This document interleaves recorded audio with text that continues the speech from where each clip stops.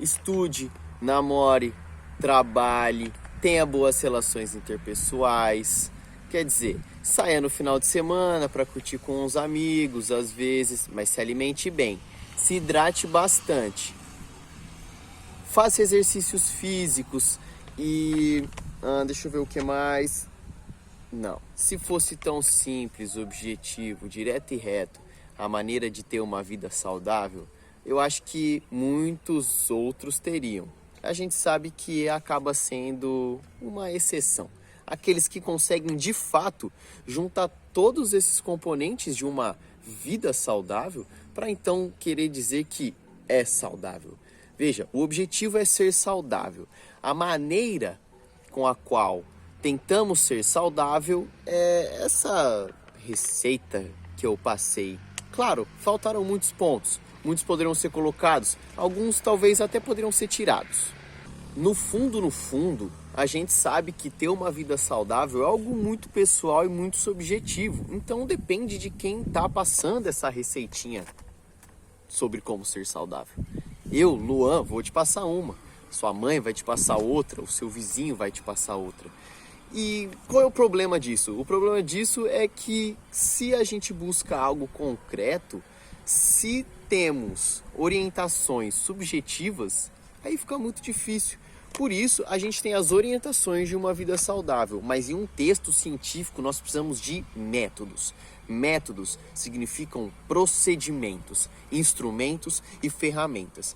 Eu quero basicamente te explicar em algumas linhas como eu realizei a minha pesquisa com base em determinados procedimentos, utilizando determinadas ferramentas, e eu vou explicar de uma forma tão específica, tão detalhada, que se você aí na sua casa tiver as mesmas ferramentas, com os mesmos objetivos e utilizar os mesmos procedimentos, dos mesmos processos, você vai chegar em um resultado bom, que deveria ser muito semelhante.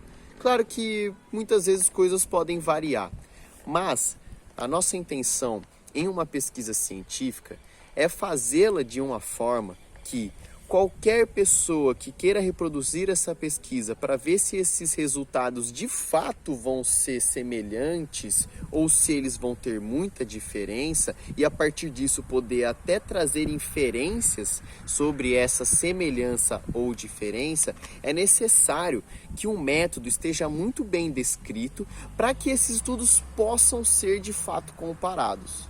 Na verdade, essa comparação pode às vezes ter um detalhe que está no método e que vai demonstrar o porquê semelhanças ou diferenças foram encontradas. Na minha receitinha de bolo, que na verdade é uma cola, eu trouxe algumas coisinhas que é importante que esteja no seu método.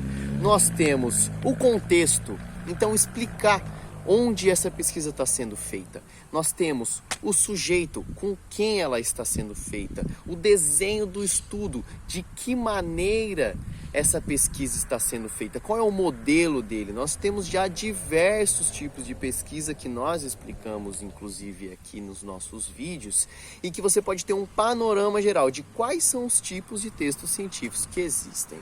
Nós temos também o local, que vem um pouco junto nesse contexto. Nós temos os critérios de inclusão e de exclusão para dizer que definitivamente as pessoas precisam desse ponto, dessa característica para serem incluídas no estudo, ou essas pessoas, esses objetos de estudo definitivamente não podem ter certas características, pontos, né, para então serem encaixadas no critério de exclusão.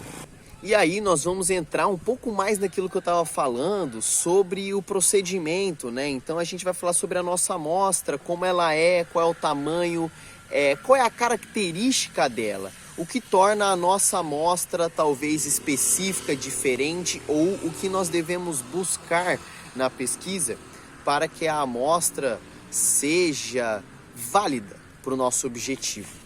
Além disso, quais foram os métodos para coleta de dados? Nós temos a amostra, mas como nós vamos coletar os dados dessa amostra? Não é mesmo? esses dados. O que se faz com os dados? Essa é a abordagem. Qual será a abordagem do estudo? E por fim, a análise. Como nós estamos analisando? De tudo que a gente coletou, como vamos transformar isso em informação? O método é muito sobre ter os procedimentos para gerar conhecimento. Só para finalizar, vou deixar aqui também a minha dica de ouro. Você aprender a fazer um texto científico exige muita prática. Muita prática, você precisa sentar, você precisa escrever e é só assim que você vai, de fato, aprender a fazer um texto científico. A parte dos métodos não é diferente, porém, nem sempre você precisa estar escrevendo para treinar. Experimente, por exemplo, no seu dia a dia, enquanto você está fazendo coisas na cozinha, na casa, arrumando, organizando, estudando, entender quais são os métodos que você utiliza para tudo isso. Um exemplo que eu acho muito interessante é o banho. Qual é o seu método de banho? Quais instrumentos, ferramentas você utiliza? Qual a sequência? Onde você toma? Como você se prepara? Tem muita coisa aí.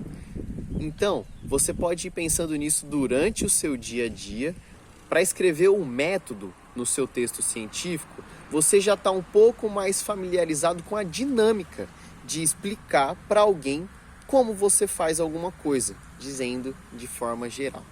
Beleza? Então é isso, eu fico por aqui. Eu espero que você tenha gostado, eu espero que esse vídeo tenha sido útil e que tenha trago um pouquinho mais de informação e que gere conhecimento para você. E caso você tenha alguma dúvida, pode entrar em contato, mandar uma mensagem que a gente vai tentar ajudar como possível. Fechou? Obrigado!